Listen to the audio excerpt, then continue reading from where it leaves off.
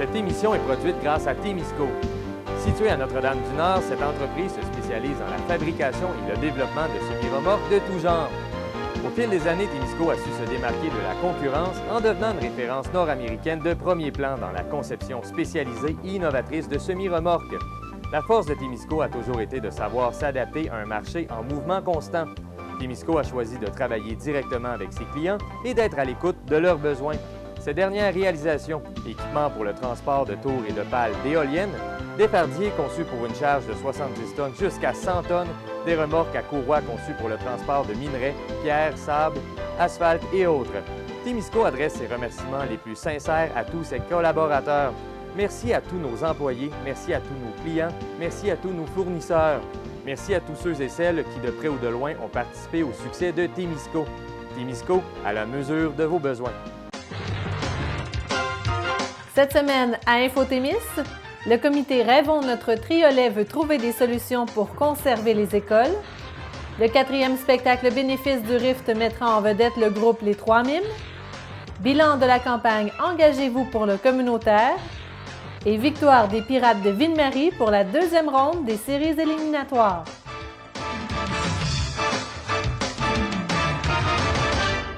Bonjour à vous, bienvenue à ce bulletin Infotémis.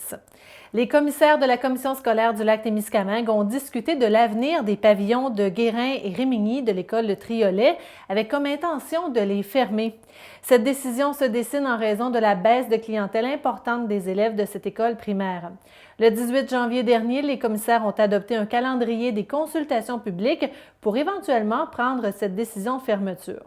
Du mois de juillet jusqu'à la fin du mois de septembre, les gens pourront déposer un avis et pourront aller à la commission scolaire pour récupérer toute la documentation à ce sujet qui leur permettra de comprendre les décisions prises. Une séance publique de consultation aura lieu le 29 octobre à Guérin. La décision sera prise de fermer ou maintenir les pavillons au mois de janvier 2020.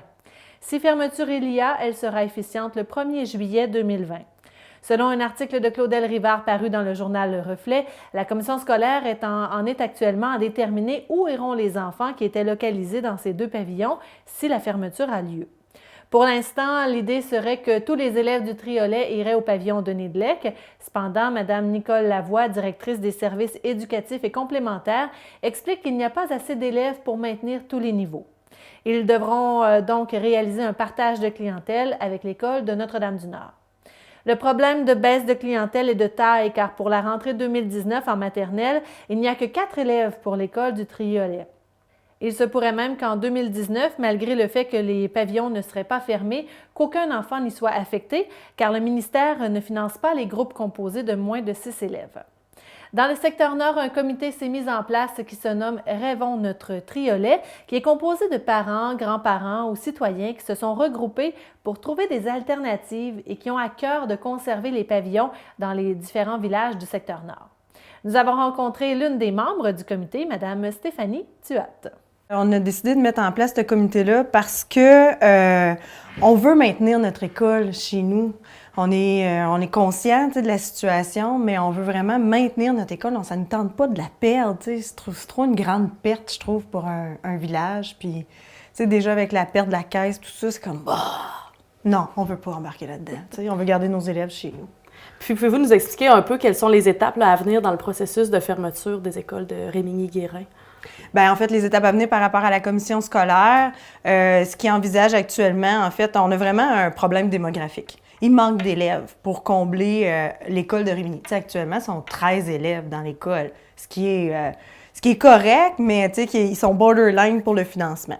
Fait que, c'est vraiment le scénario envisagé, c'est même nos enfants, comme moi, ma fille, elle va rentrer en maternelle 4 ans, va falloir qu'elle aille soit à Néglec ou à Notre-Dame-du-Nord.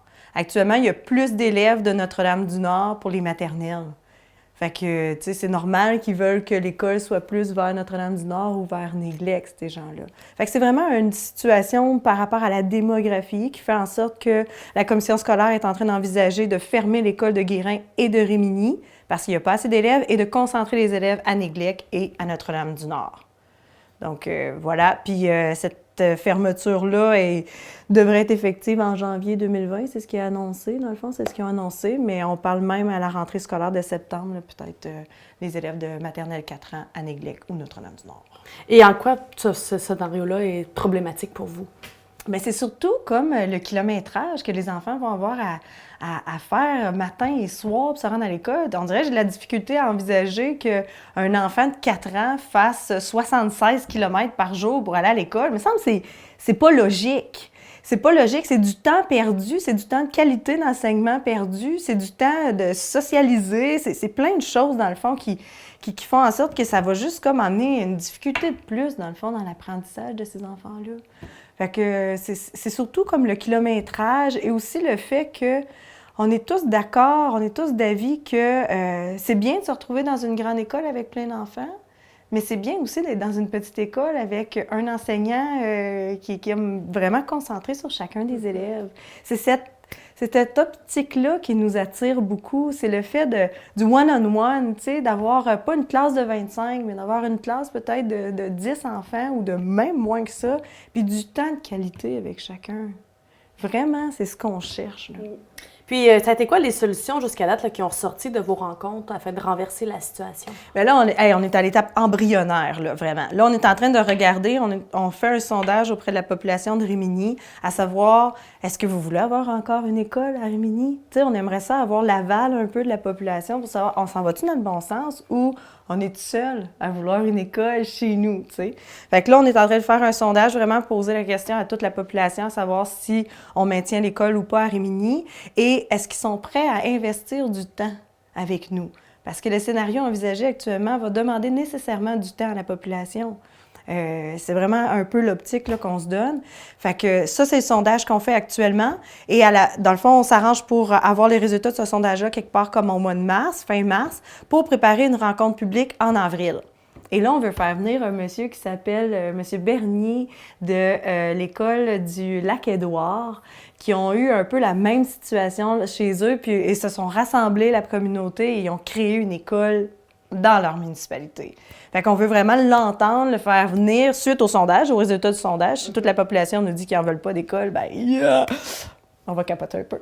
Mais je pense pas que ça va être le scénario. Donc là, on va inviter M. Bernier et d'autres intervenants intéressants pour nous outiller dans notre réflexion, nous amener plus loin dans notre réflexion avec eux et avoir des exemples concrets de même situation que nous. Et voici la situation, tu sais, voici la solution qu'on a trouvée, nous, dans notre situation.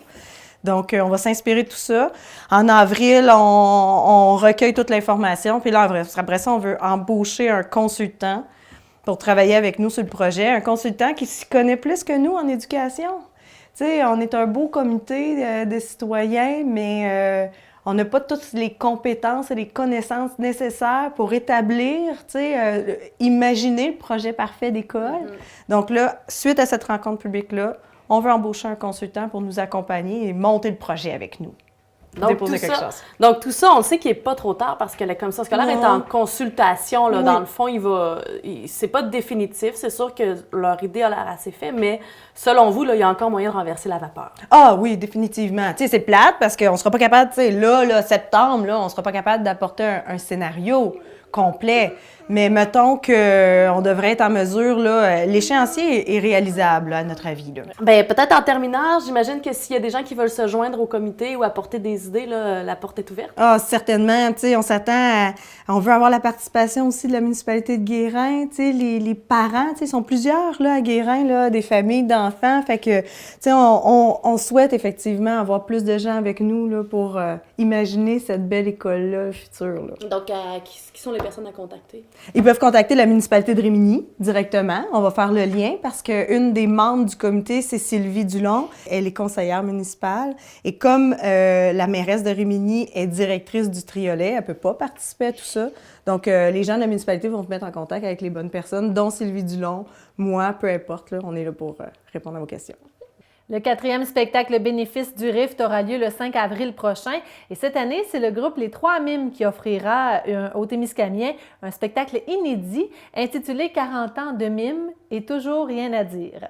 Les 4 membres du groupe, Christian Barrette, Pierre Rivard, Marc Roberge et Denis Labranche, participaient déjà depuis quelques années au spectacle bénéfice du Rift et ces participations leur ont donné le goût de faire un spectacle complet pour le plus grand plaisir du public témiscamien, qui lui est déjà conquis. L'aventure des Trois Mimes a débuté il y a 40 ans, alors que les acolytes étaient à l'école secondaire. L'aventure s'est poursuivie au cégep et jusqu'en Europe. Le spectacle fera un survol de leur parcours avec des extraits vidéo de leurs performances passées, ainsi que des reprises de numéros remises au goût du jour. D'abord, comment est née cette idée de faire un spectacle bénéfice des Trois Mimes pour le Théâtre du Rift? Bien, en fait, c'est une surprise pour le Rift parce que c'est les Trois Mimes qui nous ont approchés pour nous offrir ce spectacle-là. Alors, je ne sais pas, Pierre, est-ce que vous avez réfléchi longtemps avant de... Non, on ne réfléchit jamais très, très longtemps, mais moi, je vous avoue que les 2 dernières années où on a participé au bénéfice, au spectacle bénéfice du RIF, ça nous a vraiment donné l'idée de peut-être faire le spectacle au complet, même si on trouvait le défi quand même important, là, assez intéressant, mais important pour nous. On s'est dit, lançons-nous dans l'aventure. Puis... Ça faisait combien de temps depuis, je pose une question, ça faisait combien de temps depuis le premier spectacle bénéfice que vous n'aviez pas monté sur scène, les 4 ensemble? Ça faisait quand même beaucoup d'années. En fait, pour un spectacle complet, avant de partir en Europe, ça veut dire en 90. Quand même. Oui, 89-90. Ça faisait quand même un bon bout de temps. Fait qu'on est bien content que ça se passe au RIF dans le cadre d'un spectacle bénéfice. On se sent privilégié. Auriez-vous imaginé justement la première fois que vous vous êtes réunis lors du spectacle bénéfice que ça vous conduirait à un spectacle comme ça là, sur la scène du RIF 3 ans plus tard? Non, du tout. On l'a fait vraiment spontanément à la demande de Réal, qui nous avait demandé de participer. Tellement d'artistes du Témiscamingue qui participaient, on se sentait interpellés. Et puis, non, on a eu, dans le fond, une réaction chaude du public et ça nous a vraiment redonné le goût, de dire oui encore à Réal l'année suivante. Et puis, après ça, on avait quand même eu l'idée là, de peut-être retourner sur la scène il y avait quelques années auparavant, mais c'était vraiment juste une idée, puis disons que c'était pour parler plus qu'autre chose, mais ça a plus concrétisé l'idée les 2 dernières années, oui. À quel genre de spectacle on peut s'attendre le 5 avril? Oh, on peut s'attendre à n'importe quoi avec les Trois Mimes, là, c'est sûr. C'est toujours des surprises. On aime ça jouer des tours. On va en jouer, c'est certain. On aime l'interaction avec le public. Alors, vous pouvez vous attendre à ce qu'il y en ait beaucoup. Et puis, on s'attend à de l'acrobatie, on s'attend à de la performance. Et aussi à de l'enfantillage, des espiègleries. Alors, il y en a pour tous les âges. Là. Marc, lui, fait rire les 10 ans et moins. Christian fait rire plus les 70 ans et plus. Et puis, entre les deux, Denis et moi, on se lance la balle. Patauger là-dedans. C'est ça. Est-ce que ça va être un spectacle inédit avec du nouveau matériel? Non. En fait, ce qu'on a fait, c'est qu'on a repris 7 de nos numéros qu'on faisait, des sketchs qui varient là, le plus court à 3-4 minutes et puis ça va jusqu'à 18-19 minutes, là, tout dépendant de la réaction du public. Des fois, c'est un petit peu plus long. Hein, le temps que le public comprenne ce qui se passe vraiment sur la scène. C'est pas gratuit, les mimes. Hein? C'est un peu je dirais de recherche intellectuelle. Il faut suivre l'histoire. Si on ne la suit pas, c'est un peu plus difficile. Alors, on a 7 numéros et puis on les a revampés. On les a mis un petit peu au goût du jour. Nous, à l'époque, le téléphone cellulaire n'existait pas. La marijuana n'était pas légale. Elle n'existait pas. Je m'en ai dit wow, là. Oh, elle existait? OK. Merci de me le dire. Et puis, on a intégré là, plusieurs petits clins d'œil politiques ou d'actualité à travers nos mimes, mais les histoires restent globalement les mêmes. Les petits sketchs restent les mêmes. Peut-être un petit survol de comment c'est né, ça, les Trois Mimes? Les Trois Mimes, c'est né à l'école secondaire. On était tous en secondaire 3 et puis on faisait beaucoup de sketchs, de performances. À tous les 2 semaines, là, notre gang, notre groupe, un peu plus élargi là, de jeunes, on occupait les scènes de l'école Marcel Raymond principalement. Aux 2 semaines? Aux 2 semaines, ah oui. On était extrêmement créatifs. Et puis, bon, c'était pas toujours des plus avancés comme humour, là, mais on réussissait à avoir une très, très bonne audience. Et à un moment donné, un des oncles de Marc a eu l'idée de nous transmettre là, un mime que lui avait déjà vu. Dans sa jeunesse. C'est un vieux mime, là. Et puis, c'était l'histoire d'un cheveu qu'on étirait. Et puis, nous, on est juste partis avec l'idée de départ. Puis, on a étiré un cheveu, on a préparé un mime et on l'a présenté, dans le fond, au jeune talent Richelieu qui avait lieu à Notre-Dame-du-Nord. Et puis, on a gagné avec ce mime-là. Et bien, c'est un mime qu'on fait encore. Et puis, on a gagné Cégep en spectacle au niveau national avec ce mime-là aussi. Alors, c'est une vieille idée qu'on a repris. Bien, on avait juste l'idée de départ. On ne savait pas comment ça se passait ni rien, mais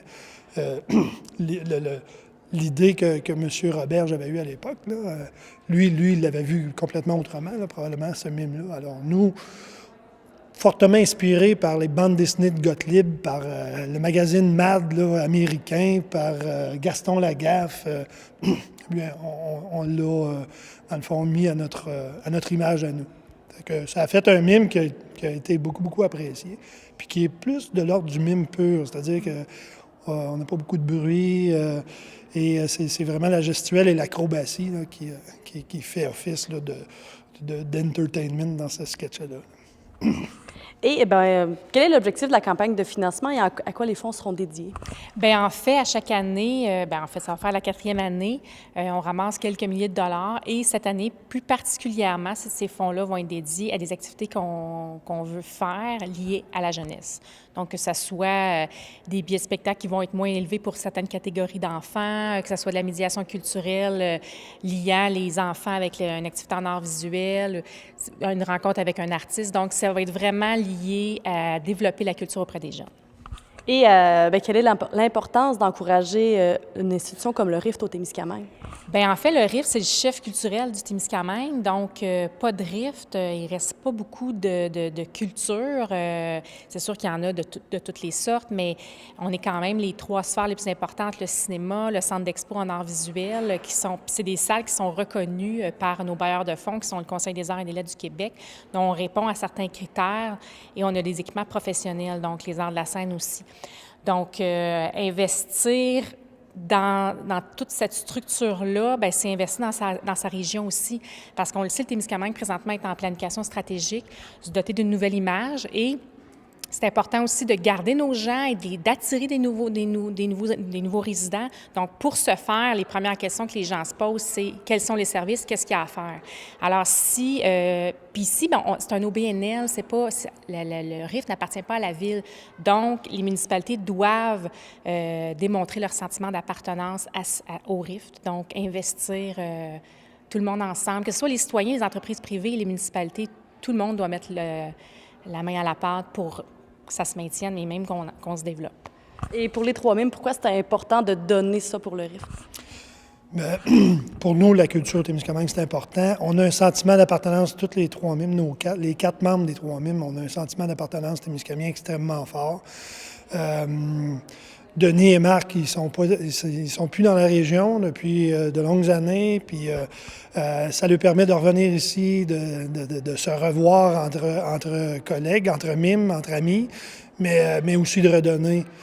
Dans le fond, le théâtre du RIF, qui était le cinéma avant, on a joué sur les planches avant que ça devienne le théâtre du RIF. Alors, c'est tout ça qui fait en sorte, puis notre attachement aux gens du Témiscamingue aussi, comprennent notre humour, c'est la même humour, dans le fond. On a grandi ici, ils nous ont vus grandir, faire nos espiègleries. Et puis, c'est pour ça qu'on les invite encore à venir s'asseoir, à nous regarder, à en rire. Et puis, on a quand même 2 grands-papas dans nos 4 membres. Ça va être encore plus drôle, je pense. Justement, au niveau de la flexibilité, là, être mime, grand-papa, est-ce que c'est différent? Flexibilité, ça va quand même assez bien. C'est plus la résistance. Faire un spectacle de mime, c'est quand même pas loin d'un marathon pour nous, là, physiquement. Là. Ouais. Alors, on a dû s'entraîner fort. Marc a maigri de 15 livres. Moi, j'ai maigri aussi pas mal. On a mis des bouchées doubles. Là. Puis Christian, lui, a engraissé de 10 livres parce qu'il fait un rôle de sumo. C'est juste pour le personnage. Alors, lui, il a tout donné.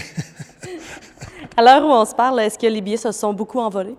Bien, en fait, on a débuté les ventes la semaine dernière. Oui, les billets partent vite. Je suis très contente. Mais juste pour rajouter, moi, je ne viens pas de la région. Puis quand j'ai vu les 3 mimes pour la première fois sur scène, j'en revenais pas parce que c'est des gens que je connaissais à l'extérieur. J'en revenais pas de voir ce talent-là. Puis ces hommes-là, dans ces histoires-là, j'étais vraiment soufflée. Fait que je suis vraiment impressionnée par le talent de ces gars-là. Puis encore une fois, très contente qu'ils puissent faire le spectacle des bénéfices. Donc oui, 4 gars qui viennent de la région, les billets vont se vendre vite, c'est sûr. On veut les revoir sur scène. Alors dépêchez-vous, c'est le 5 avril prochain. Est-ce qu'on peut s'attendre à une supplémentaire? Oui! Question de disponibilité. Oui, je pense que ça va être ça. On ne ferme pas les portes, c'est sûr. On va leur laisser du temps pour récupérer, peut-être. Non, c'est vrai. Ça va nous prendre 6 mois à récupérer de ça. On s'en reparle à l'automne, non? Mais ça nous ferait plaisir de redonner, c'est sûr. Merci beaucoup. Merci. En 2016, l'Action communautaire autonome, l'ACA, a lancé une campagne de sensibilisation au milieu communautaire à l'échelle nationale. La campagne intitulée « Engagez-vous pour le communautaire » s'est échelonnée sur 4 ans et l'objectif principal était que le gouvernement soutienne adéquatement l'Action communautaire autonome, l'ACA, par l'augmentation de son financement et le respect de son autonomie, tout en réinvestissant dans les secteurs publics et les programmes sociaux dans le but d'améliorer les conditions de vie de la population et d'assurer le respect des droits. Des actions concertées ont eu lieu dans chacune des régions du Québec. Les antennes régionales ont ainsi mobilisé et organisé des actions sur leur propre base, contribuant grandement au succès de la campagne. Jacinthe Marcoux, coordonnatrice de la CDCT, la Corporation de développement communautaire autonome du Témiscamingue, était de passage dans nos studios pour nous en parler. Cette campagne-là avait 3 objectifs, c'est-à-dire d'augmenter le financement des groupes communautaires à travers le Québec, les 4000 groupes communautaires, là, tous secteurs confondus. Il y avait aussi pour objectif de dire au gouvernement qu'il faut arrêter les coupures dans les programmes sociaux. Il faut réinvestir, en fait, dans les programmes sociaux et cesser aussi de couper dans les services publics d'éducation et de santé, puisque c'est des services qu'on veut accessibles, universels et gratuits pour tout le monde.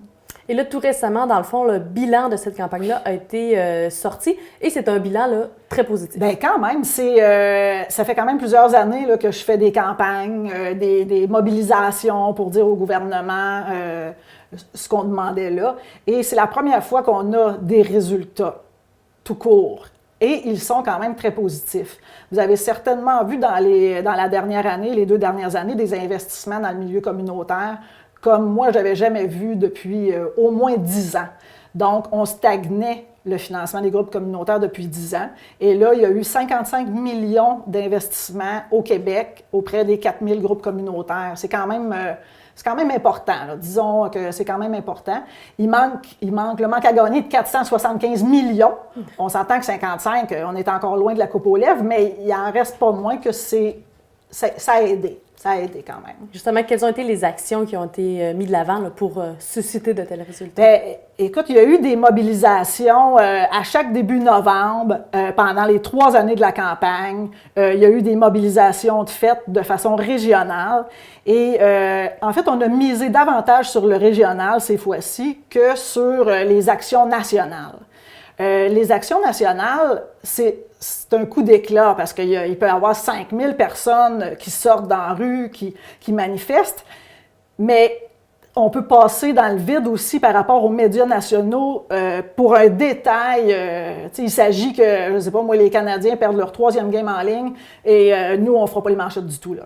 Donc, il y a un risque important à se fier qu'au national, alors que régionalement, nos médias locaux, ils nous couvrent vraiment bien. Donc, ça fait parler beaucoup plus de nous et de ces enjeux-là que du national. Donc ça, c'est quand même une action, des actions qui ont été très appréciées par rapport aux groupes communautaires, puis même à la population. C'est vraiment de miser sur le régional. On est aussi beaucoup plus allé chercher les membres des groupes communautaires et les participants dans ces mobilisations-là, chose que normalement, on ne voit pas tant. C'est à notre grand déshonneur, en fait, parce que souvent, c'est les coordos, c'est les employés qui vont faire les mobilisations, alors que, en principe, ça ne devrait pas être nous qui nous battent pour nos propres groupes, ça devrait être nos participants, nos membres. Et là, cette fois-ci, c'est ce qu'on a réussi à faire, et quand même assez bien. Je dirais qu'il n'y a à peu près aucune mobilisation dans les 3 dernières années où il n'y avait pas de participants. Déjà, c'est quand même un plus. Et on a même vu là, sur 200 personnes à Rouyn-Noranda qu'il y avait une 50aine de participants. C'est du jamais vu. C'est des nouveaux visages qu'on voit, c'est des nouveaux visages qu'on entend. C'est vraiment agréable de voir que cette campagne-là a vraiment rassemblé les gens. Donc, il y a eu des mobilisations de fait à date, à moment fixe dans les années. Il y a eu aussi beaucoup d'éducation populaire de fait avant chacune des mobilisations. Donc, il y avait des informations qui étaient descendues dans les groupes. C'était accessible, facile. Les groupes pouvaient faire des ateliers avec leurs participants sur ces sujets-là. Donc, ça a beaucoup aidé à comprendre vraiment l'ampleur des enjeux dont on parle et à rassembler aussi. Il y a eu du matériel promotionnel de fait qui a été distribué partout à travers le Québec. Le haut-parleur avec le rond « Engagez-vous », il a vraiment été très, très, très populaire. Il sort vraiment bien, il sort beaucoup. Donc, c'est quand même des trucs qui ont été très, très payants cette fois-ci, oui. Et quels ont été les enjeux principaux là, qui ont été mis de l'avant ici en région?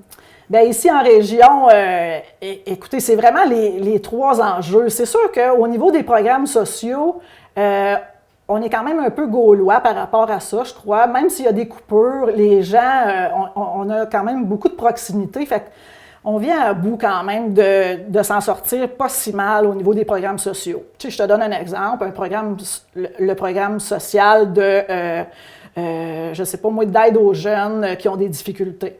Bien, s'il y avait eu des coupures là-dedans, au Témiscamingue, les jeunes en difficulté, là, c'est notre cousin, c'est le neveu. On a comme... On se resserre les coudes plus rapidement, plus facilement. Il n'en reste pas moins que le programme se fait couper quand même. Donc, il y a des groupes communautaires souvent qui aident à pallier ce genre de coupure-là. Et on ne devrait pas pallier à l'État. Donc, nous, le milieu communautaire, c'est important de dire que c'est une alternative au réseau public. C'est pas un sous-traitant de l'État. On est là parce qu'on fait différemment et qu'il y a des gens qui ne cadrent pas dans le réseau et qui vont cadrer chez nous et vice-versa. Donc, c'est vraiment alternatif comme approche et comme façon de faire. Donc, c'est important que ça existe encore. Fait que c'est surtout ces programmes-là, c'est quand même pas si mal, mais on voit les coupures dans le réseau de la santé actuellement parce que dans le milieu communautaire, c'est en santé et services sociaux où il y a le plus d'organismes communautaires. Sur les 4000, il y en a 3000 que c'est des groupes en santé et services sociaux. Donc, ce ministère-là a été vraiment fracassé dans les dernières années. Disons ça comme ça, je pense que le mot est pas trop lourd. Donc, les coupures, les fusions, tous les changements au niveau des directions, des programmes, tout ça, ça a fait en sorte que toute la santé, tout le milieu de la santé et même du milieu communautaire, parce que c'est quand même nos partenaires à plusieurs égards, a été fragilisé pendant des années. Donc, nous, ce qu'on dit, c'est que c'est pas la façon de faire. Nous, on veut avoir du pouvoir sur les décisions qui nous concernent chez nous. Évidemment, on est un groupe communautaire et c'est notre approche de donner aux gens le pouvoir qu'ils ont sur leur propre vie. Bien, on ne va pas prôner le contraire pour la santé ni pour l'éducation. On veut que les décisions se prennent chez nous. Ça nous concerne, c'est nous. Et là, on est en train de faire complètement l'inverse. On est vraiment en train de centraliser tous les pouvoirs et de plus rien demander aux gens qui sont principalement concernés par les situations. Donc ça, c'est vraiment majeur. Et donc, cette mobilisation-là, je tenais sur plusieurs années. Et là, au terme de cette campagne-là, c'est quoi la suite? Écoute, on a fait le bilan. Le bilan a été dressé. Là, je pense qu'actuellement, on est un peu à observer ce que le nouveau gouvernement va faire. parce que c'est évident qu'il y a une donne qui vient de complètement changer. La CAQ au pouvoir, c'est une première. On n'a jamais vu ce gouvernement-là aller. Donc, on va laisser la chance aux coureurs. On ne va pas se remettre à faire des grosses manifestations, mis à part peut-être une certaine continuité dans nos démarches, mais sans plus. On va vraiment attendre de voir, peut-être que ça fasse quelques mois, là, parce que quand même, ça fait pas longtemps, là, ça fait même pas un an. Donc, on va attendre de voir un peu, ça va être quoi les premières démarches en lien avec les services publics puis le milieu communautaire, avant de dire jusqu'où on va aller dans la prochaine campagne ou la poursuite de celle-là. Et malgré tout, est-ce qu'il y a certains dossiers, selon vous, qui, avec l'arrivée de la CAQ, pourraient être soit fragilisés ou, au contraire, pourraient en bénéficier? Écoute, les premiers contacts qui sont faits entre le nouveau gouvernement et nos représentations au provincial, par exemple, nos représentants provinciaux, se passent bien. Ce qu'on nous dit, c'est que premièrement, il y a des rencontres, déjà. L'accessibilité aux ministres, aux députés, elle est là. Donc, il y a une volonté de connaître ce qui se passe, puis déjà là, c'est une ouverture, parce que c'est pas ça qu'on a connu du dernier gouvernement, là. On avait des fins de non-recevoir à plusieurs égards dans beaucoup de dossiers. Donc, pour nous, ça, c'est quand même un plus. Là où ça va nous mener encore, je ne sais pas, là, c'est vraiment trop récent pour pouvoir se projeter dans l'avenir, mais au moins les débuts sont quand même bien, disons ça comme ça. Mais dans le communautaire, on est toujours un peu sur nos gardes parce que les gouvernements, un après l'autre, ont toujours voulu utiliser le milieu communautaire à leur propre fin. En tout cas, j'ai un petit peu de misère à croire que pour eux, ça va être bien différent. Donc, on reste sur nos gardes quand même, mais les premières approches sont quand même intéressantes. Les Pirates de Ville-Marie ont balayé la série 3-5 les opposants aux Civics de Newtecomsett en remportant 3 victoires consécutives, des victoires de 7-0 et 4-0 à Ville-Marie et une victoire de 4-2 sur la route. 2 buts dans le match décisif pour Vincent Blanchette. Les Pirates affronteront donc les Rattlers de Bradford en finale de la Division Nord. Voici les résumés des matchs locaux avec Francis Prudhomme. Ce reportage vous est présenté par Desjardins, fier de contribuer à la fougue du hockey au Témiscamingue. Les Pirates ont totalement dominé les 2 matchs de la deuxième ronde disputés à Ville-Marie contre les Civics de Newtecomsett. Des victoires convaincantes de 7-0 et 4-0. Il n'aura fallu que 3 matchs aux Pirates pour venir à bout de leurs adversaires de la seconde ronde, les Civics de Newtecomsett. C'est devant une salle comble à l'Arena Frère-Arthur Bergeron que les Pirates amorcent cette série 3-5.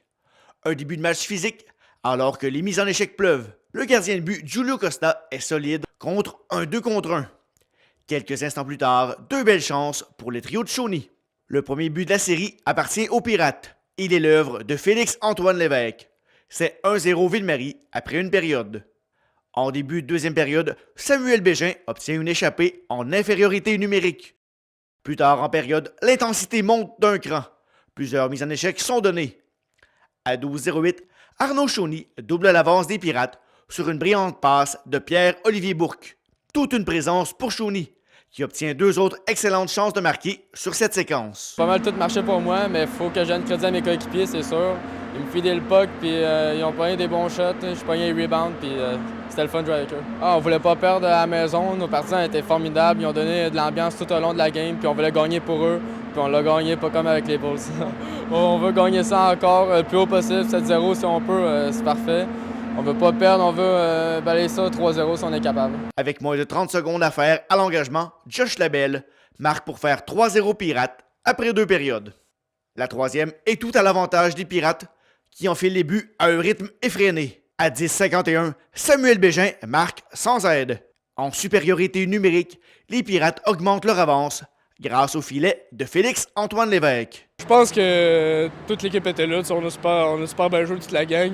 On a un petit relâchement en deuxième période, mais on est revenu extrêmement fort en troisième période. Puis, je pense pour ça qu'on a eu un bon résultat comme ça pour le match de ce soir. Notre plan de match, pas compliqué, c'est garder le jeu simple, être intense, donner son 100% à chaque shift. Puis amener pas qu'on net, puis on regarde la même formule pour demain. Alors que l'annonceur maison en fait la mention au micro, les Pirates marquent de nouveau. Un but de Jérémy Boivin. Les Pirates inscriront un 7e but sans réplique avant la fin du match pour l'emporter 7-0. Je pense qu'on a quand même bien commencé le match en première période. On a imposé notre vitesse, tout ça. Vraiment, le plan de match a été bien établi. On les connaissait beaucoup. On les a vus quand même 4 fois cette saison. On les a regardés beaucoup sur vidéo, tout ça. C'est une équipe qui est très difficile à jouer contre. Une équipe très disciplinée. Leur système est excellent, tout ça. C'est une équipe qui a des bonnes lectures de jeu contre eux. Donc, il fallait vraiment faire attention. En deuxième période, ça a été pas mal plus difficile. Là, on a vu justement, on les coupait beaucoup nos jeux en zone centrale. Ils ont été pas mal supérieurs à nous. Mais finalement, là, on a fait des correctifs entre la deuxième et troisième période, autant stratégiquement que dans le line-up. Ce qui a été bien, c'est qu'il y a des joueurs ce soir de troisième, quatrième trio qu'on était capable d'insérer au premier, deuxième trio, puis ils ont pris leur rôle. On pense au Arnaud Chauny, tout ça, qui ont joué d'excellents matchs. Justin Rivet, il a joué un excellent match aussi. Cédric Terrien, là, ses parents sont venus le voir ce soir. Il a joué tout un match aussi.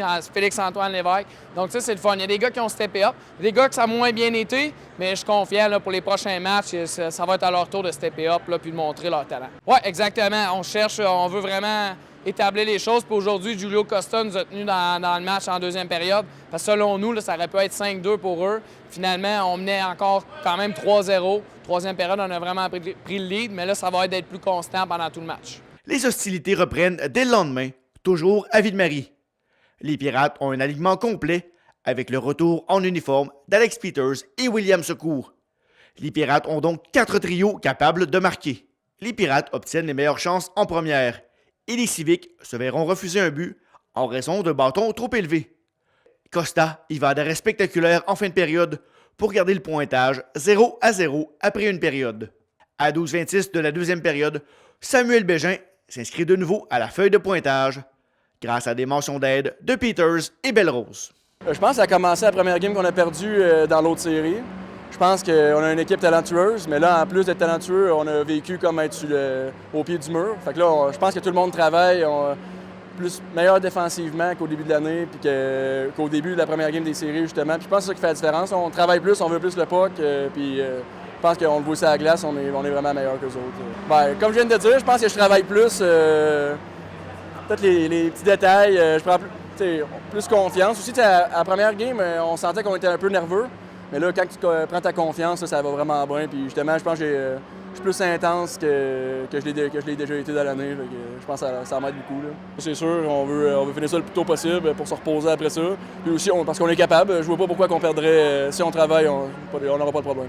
En fin de période, les Pirates dominent totalement leurs adversaires. Les occasions se multiplient pour les hommes dans les Mercier.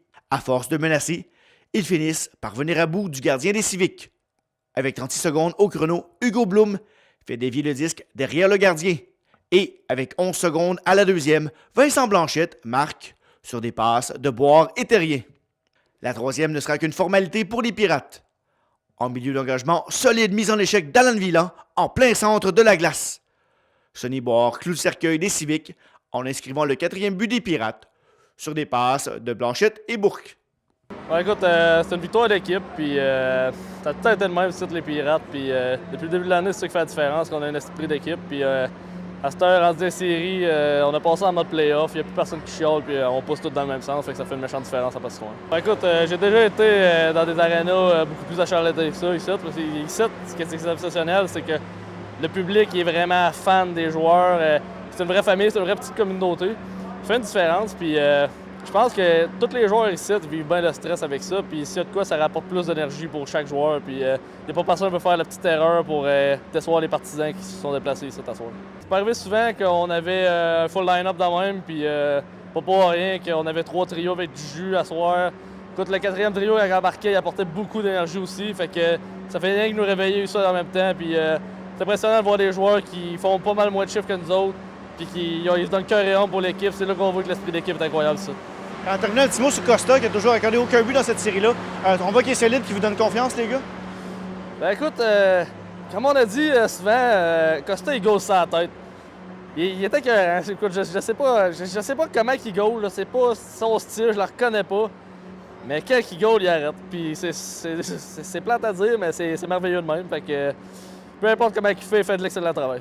Le gardien de but des Pirates, Julio Costa, est intraitable devant sa cage. Il n'a toujours accordé aucun but aux Civiques en 2 matchs.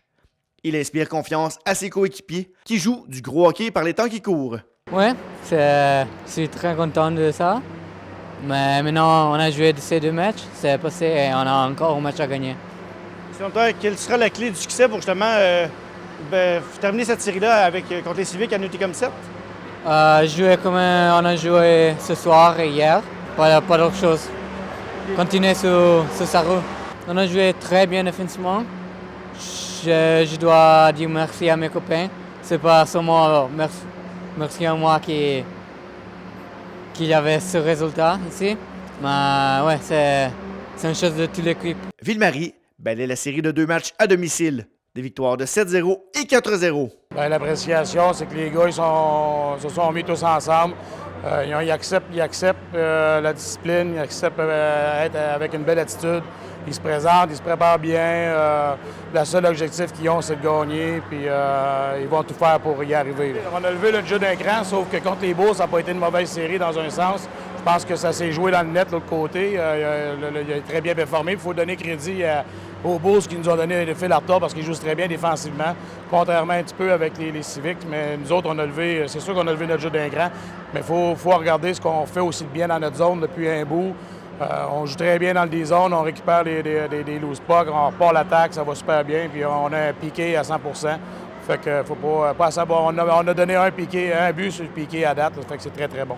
Julio, il se concentre d'arrêter la première rondelle, puis nous, on récupère, il donne des bons... Le rebound qu'il donne, il est pas loin, il n'est pas sur le tape, il est toujours près de lui, il est en parfait contrôle de ses moyens, fait que on va continuer, on va profiter de son succès. Un reportage de Francis Prudhomme pour TV Témis. Desjardins est fier de vous avoir présenté ce reportage des Pirates de Ville-Marie. Desjardins, là pour contribuer au mieux-être des individus et des collectivités. Les représentants du Centre intégré de santé et de services sociaux, le CIS de l'Abitibi-Témiscamingue, de Dessercom et de la Fondation Jacques de Champlain étaient réunis le 27 février dernier en présence d'élus de la région pour faire l'annonce d'un important don visant à l'amélioration de l'accès à des défibrillateurs externes automatisés, ce qu'on appelle les DEA, pour la région de l'Abitibi-Témiscamingue. Dessercom y a fait l'annonce d'une contribution financière de 140 000 $ servant à l'achat de 40 DEA qui seront répartis sur l'ensemble du territoire témiscabitibien. Ce montant servira aussi pour la prestation de formation en réanimation cardio-respiratoire, le RCR, et pour l'utilisation de DEA. Les 40 DEA seront installés dans des endroits publics achalandés, comme des centres commerciaux et des établissements hôteliers, parcs touristiques, salles communautaires, clubs sportifs et autres. Pour le Témiscamingue, 6 DEA ont été remis par Dessercom dans le cadre d'un événement à la Bannique le 11 mars dernier. Au Canada, entre 35 000 et 45 000 personnes meurent chaque année d'un arrêt cardio-respiratoire subi. Un DEA est un appareil servant à identifier une dysfonction importante du rythme cardiaque et à administrer une décharge électrique destinée à rectifier l'activité électrique anormale du cœur. Le DEA constitue un moyen pratique et efficace d'obtenir une défibrillation rapide hors du milieu hospitalier. Pour chaque minute d'attente avant la défibrillation, le taux de survie lors d'un arrêt cardiaque diminue de 7 à 10 %. Après plus de 12 minutes de fibrillation ventriculaire, le taux de survie chez l'adulte se situe sous les 5 %. La Fondation des maladies du cœur et de l'AVC recommande un accès généralisé au DEA, particulièrement dans les endroits à haut risque d'arrêt cardio-respiratoire subi, et que le plus de gens possible reçoivent une formation et soient encouragés à utiliser la réanimation cardio-respiratoire, le RCR, et le DEA lorsque la situation se présente.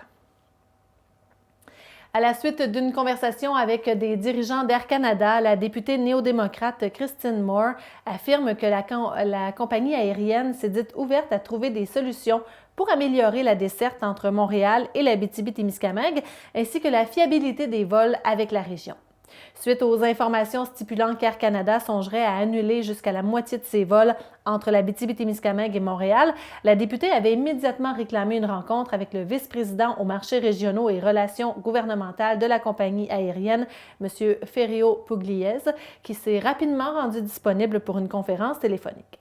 Les représentants de la compagnie aérienne se sont engagés à maintenir les vols les plus achalandés jusqu'à l'automne et de chercher des solutions afin d'améliorer les services d'Air Canada en Abitibi-Témiscamingue, notamment les horaires et de meilleures capacités de connexion. La députée y a appris aussi qu'il va y avoir de l'équipement qui va être mis en place sur les avions pour permettre d'atterrir quand le plafond est plus bas. Ça va faire en sorte qu'il y aura moins de vols annulés au niveau des conditions météo. L'un des principaux exportateurs canadiens de canola, Richardson International, affirme être victime de l'affrontement diplomatique entre Ottawa et Pékin. Dans un article de la presse, on y apprend que cette entreprise canadienne est un important acteur du secteur agroalimentaire canadien, dont le siège social est établi à Winnipeg, au Manitoba. Elle produit et exporte notamment dans le monde entier des produits dérivés du canola, dont de l'huile, et compte plus de 2500 employés au Canada et aux États-Unis. Les services douaniers chinois ont indiqué dans un document daté du 1er mars dernier que la firme de Winnipeg n'est plus autorisée, jusqu'à nouvel ordre, à acheminer ses produits dans le pays. Le Conseil canadien du canola a indiqué dans une réponse écrite transmise à la presse qu'il était préoccupé par les défis que rencontrent les exportateurs canadiens traitant avec la Chine. Le Canada exporte annuellement près de 5 milliards de dollars de canola, dont près de la moitié en Chine. La ministre fédérale de l'Agriculture, Marie-Claude Bibeau, a indiqué hier qu'Ottawa suivait de près la situation et toute incidence éventuelle sur les relations commerciales avec le géant asiatique. Pour l'instant, on ne peut pas savoir si cette situation aura des répercussions sur les producteurs de canola témiscamiens. C'est un dossier à suivre. Autre dossier maintenant, le prix d'excellence en agriculture de l'Abitibi-Témiscamingue présenté par TVA Abitibi-Témiscamingue est de retour et le public est invité à voter pour son coup de cœur via le site de TVA Abitibi-Témiscamingue. Il vous est aussi possible de voter une fois par jour. Les capsules des 5 réalisations en art visuel et métiers d'art nommées au prix du public TVA Abitibi-Témiscamingue sont diffusées à l'antenne de TVA.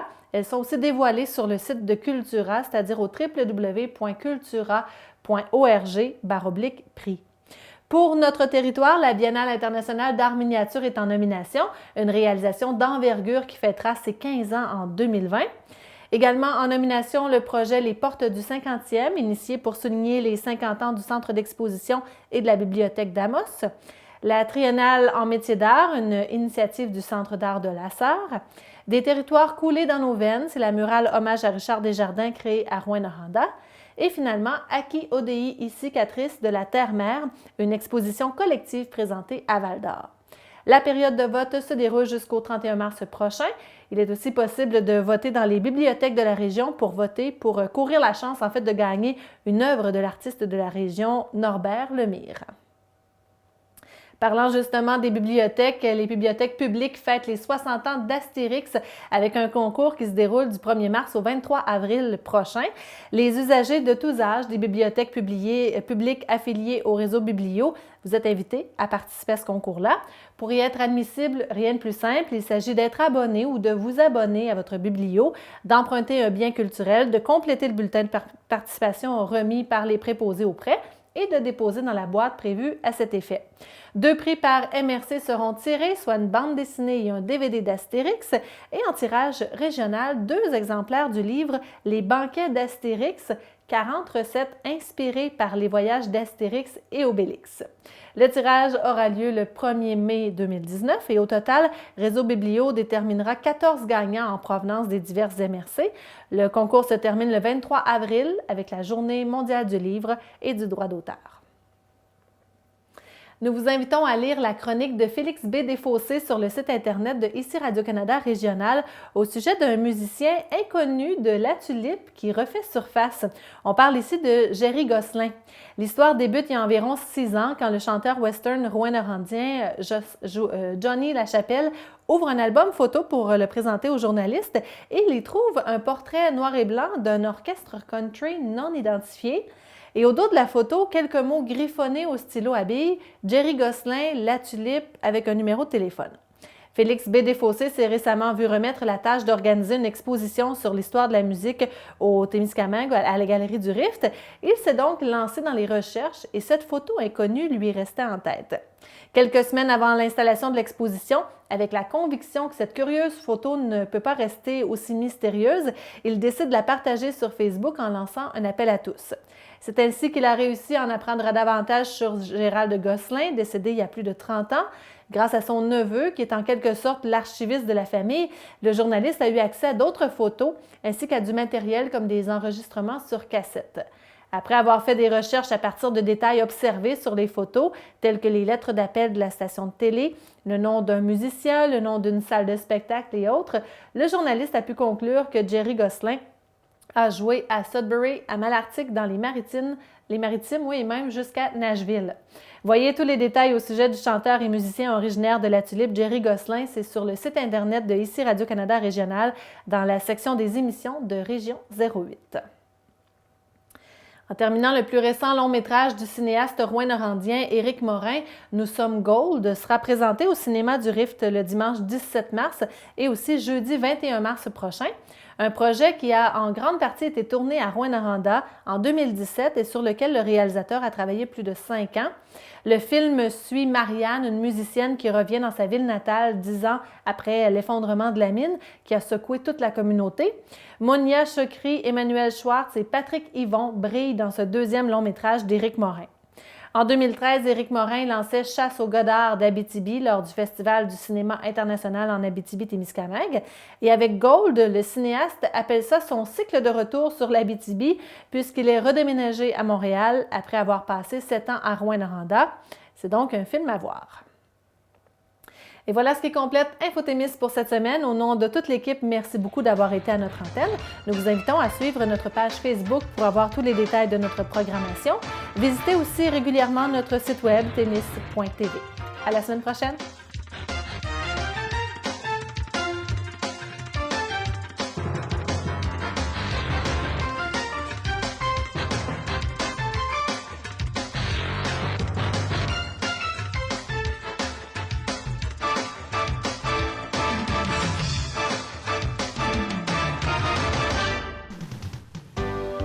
Cette émission est produite grâce à Témisco.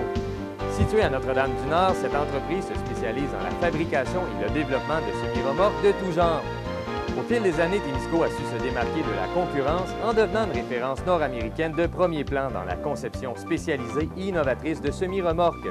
La force de Témisco a toujours été de savoir s'adapter à un marché en mouvement constant.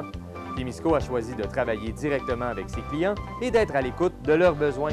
Ces dernières réalisations, équipements pour le transport de tours et de pales d'éoliennes, des fardiers conçus pour une charge de 70 tonnes jusqu'à 100 tonnes, des remorques à courroie conçues pour le transport de minerais, pierres, sable, asphalte et autres. Témisco adresse ses remerciements les plus sincères à tous ses collaborateurs. Merci à tous nos employés, merci à tous nos clients, merci à tous nos fournisseurs. Merci à tous ceux et celles qui, de près ou de loin, ont participé au succès de Témisco. Témisco, à la mesure de vos besoins.